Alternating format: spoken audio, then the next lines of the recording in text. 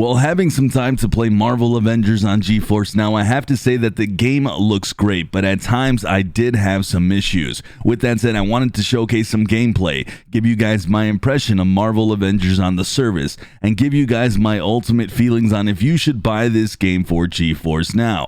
With that said, subscribe for more Geforce Now videos, as I do at least a weekly roundup of all the news, as well as smash that like button to find more GFN hopefuls. But on the initial launch of the game, I noticed right away that it took several minutes to actually get into the main menu, then actually launch the game. At the moment, I think there's something that is possibly bugged out and not working 100% correctly, as I'm unfortunately not the only person to have this issue, as it has been reported by several people. But outside of the loading issues, the game for the most part runs pretty good. I get about 98% of the time stable 60 FPS, but it does have its moments where it does just give me a big hiccup, and it's definitely an issue possibly with the rig that I was using.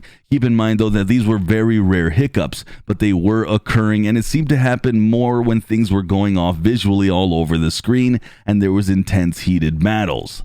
As for the game itself, and if you're wondering if you should buy this game, well, it's an absolute blast gameplays wise, and it has some skill elements with the ability to dodge and having multiple types of attacks. You have special abilities, heavy and light attacks. Meanwhile, dozens of things are usually flying past your head, and all the heroes themselves have their own unique abilities. I can safely say you can take your time and choose whose playstyle just feels the most at home, because they are all pretty different. Hulk is very in your face and he's just a rolling good time. Then you can take to the air with Iron Man, or play Black Widow, who's one of my favorites, and just do a lot of your damage from ranged. The story is also very well done, and the multiplayer is pretty prevalent here with Geforce Now and Steam.